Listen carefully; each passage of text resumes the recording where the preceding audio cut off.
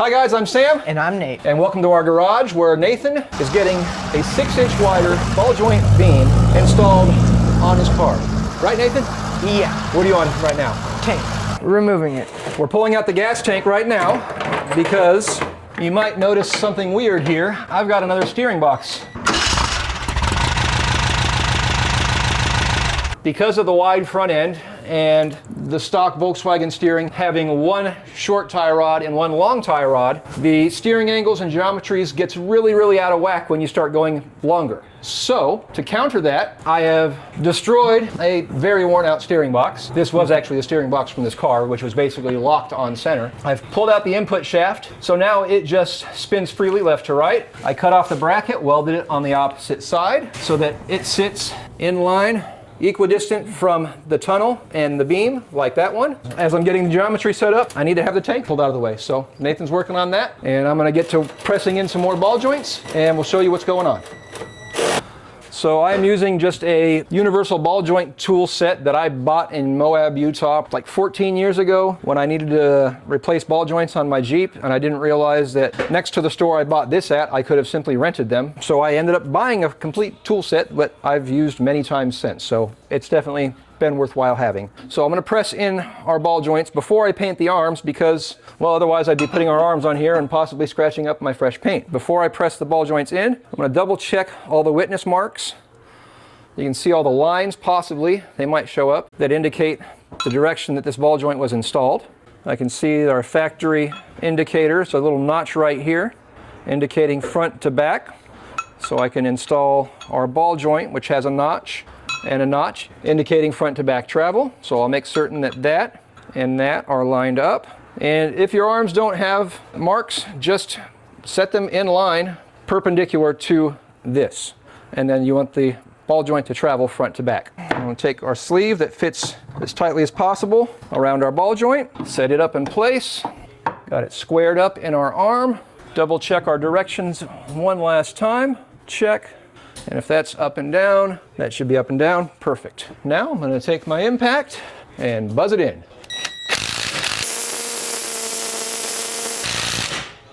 These uppers are a pain. Sometimes it'll go, sometimes it won't. This is going to need some more force.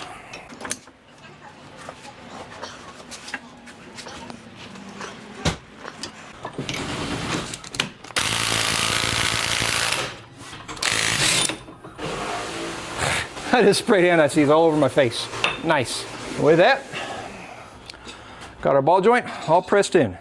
Pardon me while I go wash my face off. All right, we'll do the same thing on this lower arm with a lower ball joint. That one points that way.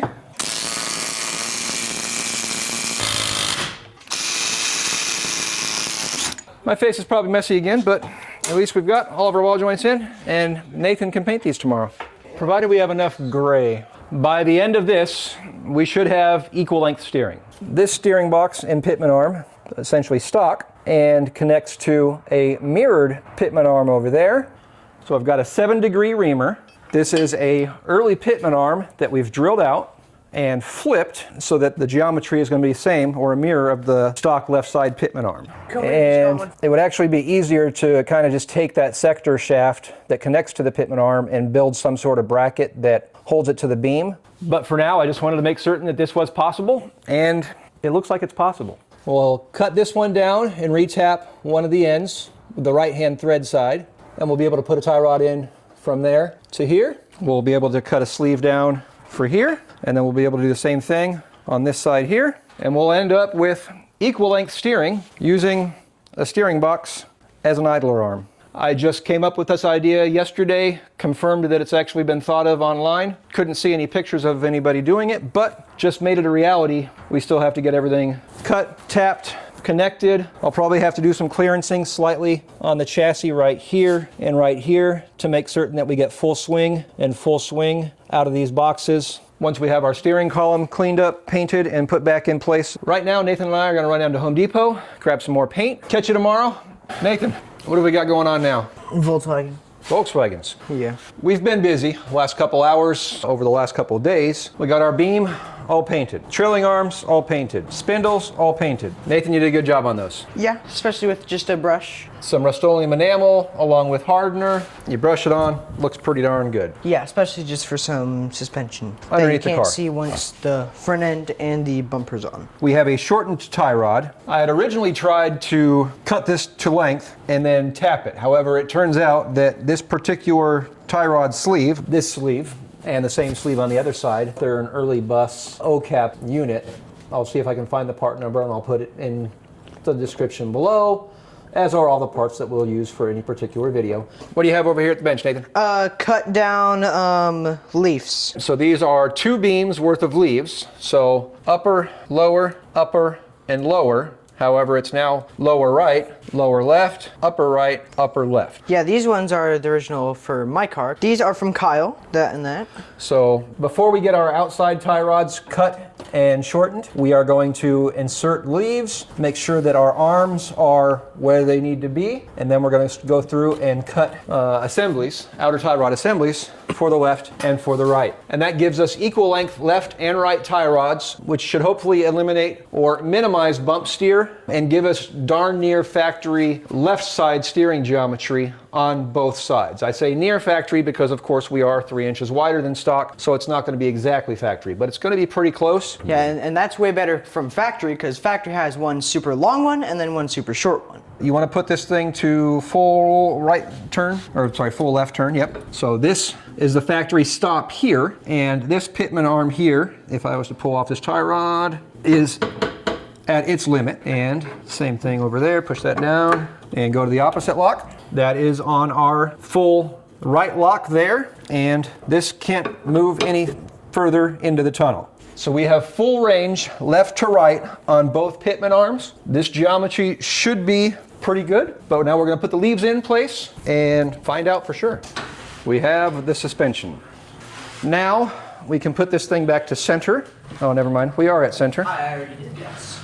We can measure. Don't want to have too many threads over there. We want to measure for our tie rod overall length. We have basically a thumb's width from the end if you want to put the tie rod back over the top, and then give me a mark right there. So that's going to be our overall length. However, we need to cut this and that in the middle at some point. So let's cut bevel, cut our original sway bar, which actually just so happens to be the perfect size. This is actually an old Class 11 racing trick. I want to say class rules state that you must use stock tie rod. However, reinforcing them with a sway bar is class legal. You can take an original sway bar and insert it, and that's exactly what we did on that one to shorten that tie rod. We're going to do the same thing over here. So this is what we end up with. We've got a left-hand threaded section, a right-hand threaded section, a sway bar section, a left-hand threaded tie rod, a right-hand threaded tie rod. All right, now we're going to slide this together, weld it, and this will be our left tie rod and right tie rod essentially, because left and right should be the same, but we're going to make the right now, and then we're going to double check the fit on the left side. Nice. That looks good, dude. All right, now that we got this thing in place, mocked up, so that's right, that's full left, Isn't crazy amount. which means we have a sharper angle and a less sharp angle, Which is what you want, right? I think. I mean, yes, that is actually what you, because there's a tighter circle on the inside, which So- means it's an even better. So that should be proper geometry. Let's go back to center. That's straight, full right lock. Bring it back to straight, should be right there. Now the most important thing is how much steering change do we get Bump speed. through our travel. I have seen zero movement as far as our steering angle. Yeah. Like zero bump steer. So Nate, watch that. It's like it moves forwards and backwards, but not. I don't see any bump in there. It bumps, but doesn't steer. I'd say that looks pretty good. Nathan, go jump on that car.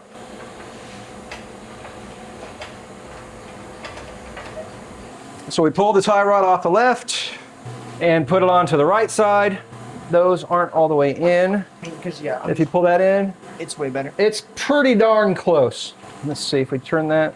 I think we will be okay. And also, Dad, those aren't tight yet either. I think I'm going to make another left side tie rod, the exact same as this, And I think we'd be good to go, Nathan. 2 5 3/4 sleeves. With threads on them. With threads on them. I didn't measure the inside sway bar piece. We're just making one. So we're gonna make a left side tie rod. I think at that point, we're gonna start putting this thing, the entire front end back together. Yeah, and then take it for a spin. Well, we have a lot of work to do. We gotta put all those leaves in and whatnot. But as it sits, we've got most all the steering figured out. Yeah. We're gonna finish it up and we'll be back. These are the stock control arm seals. There's a small one and a large one. They've got a hard metal pressed end that actually pushes into the beam. And then we've got a urethane seal on top of that. And being urethane, a little urethane grease on that. We'll install that into our arm. And then we can get a little bit of, this is urethane grease, but it's not going to matter. We can put that in there. Now you can slide that arm in. Just, oh. Is that where the angle of our leaves were? Nope, that's where our leaves are. Set screw needs to line up with that set screw divot. And can you see the divot in there? No, that's because it needs to be pushed in. But that's how you're gonna do that bottom one as well. I would say let's get that top one finished first. Perfect timing. Out of our ultrasonic cleaner, they're hot. I'm gonna grab the cleanest ones, wipe them down, and we'll use them. You can do the bottom one while I'm getting that ready. Those are 131, 129, and then these are 16-5145 on the urethanes. And then the urethane grease part number's on it. You can get it online at jbugs.com. All wire wheeled down. Did you get your grub screws all lined up? Can you see it now? So put it in and tighten the ever-living bejesus out of it. They should have that on a ratchet. That's not the right ratchet, though. I put a whole bottle of motor for Bottom one, lined up? Yeah. All right, perfecto. Check that. Good.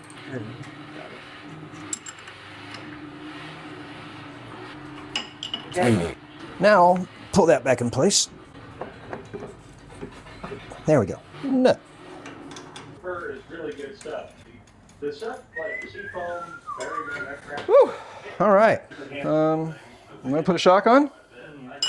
That hardware's good. The hardware on the bottom needs to be wire wheeled though. So Nathan jumped the gun on me. We've got the top leaves put in. This set screw is gonna hold our leaves in place. So if we were to look over here, our leaf pack is installed and we have our set screw holding the leaves in place. So remember, 180 degrees off from this. Is that nice and tight in there, Nathan? As tight as I can get it. All right.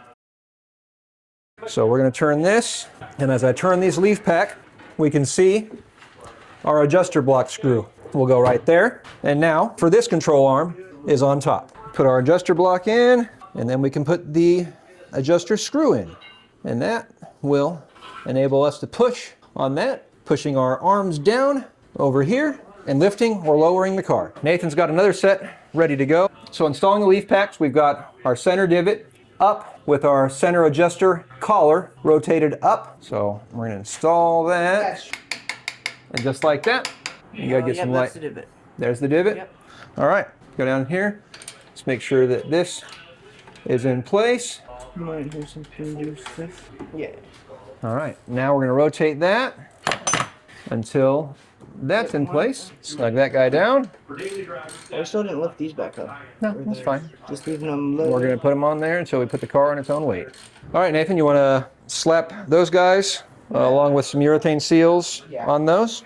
And I will go clean up some grub screws. All right, we're just going through and putting the front end back together now. We've got all of our steering components back in place. Brand new air-cooled Pro-Built steering coupler with a German disc, all new hardware.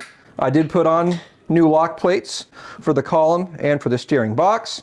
This steering box is a new unit. We're just testing it. Not a big fan, but we'll see how it goes. It seems to be very vague at center, and that's completely independent of all the modifications that we've made to our steering. That's from here to here, it's vague. I'm probably gonna swap this out with a better box. MP's boxes are actually really good. We've had great luck with those. Nathan, what are you doing? Putting the brakes back together. All right, so after we get all that done on both sides, we'll get our tires put back on, give this thing a tape measure alignment, get all of our tie rods set, and then, again, check our lock to lock and see how everything feels and looks with the tires on.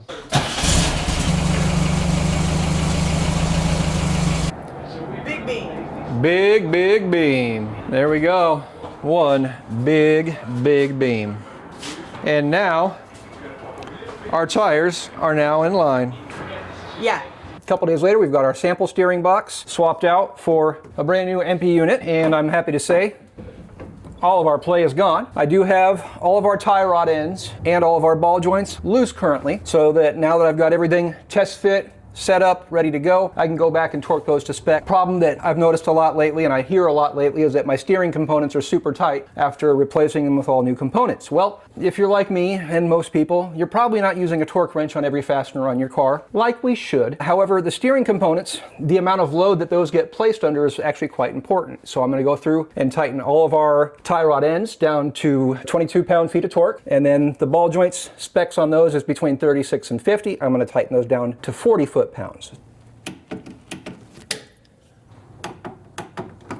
Another thing I'll make note of is we have plenty of clearance underneath our fuel tank.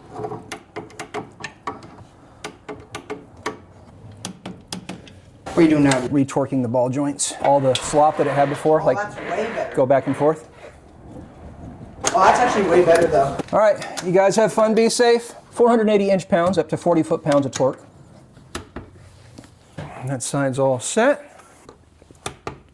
That one's good. All right, and that's all good. And I must say, the steering is considerably easier, slop aside, compared to what it was before. So don't over-tighten your ball joints, don't over-tighten your tie rod ends. That'll make a big difference in how tight your steering feels with all new components. One of the last things I need to do is greasing these up. So give me a moment while I get my grease gun loaded. EP red grease in a grease gun. Snap that on and go ahead and squeeze some fresh grease into our new beam. And we're just going to keep on doing this until we see grease start to squeeze out our control arm seals. This is when pneumatic grease guns are handy, especially on an empty beam. Ah, there we go. Bottom one's done. Do the same thing to the top, and then I'll do the same thing on the other side.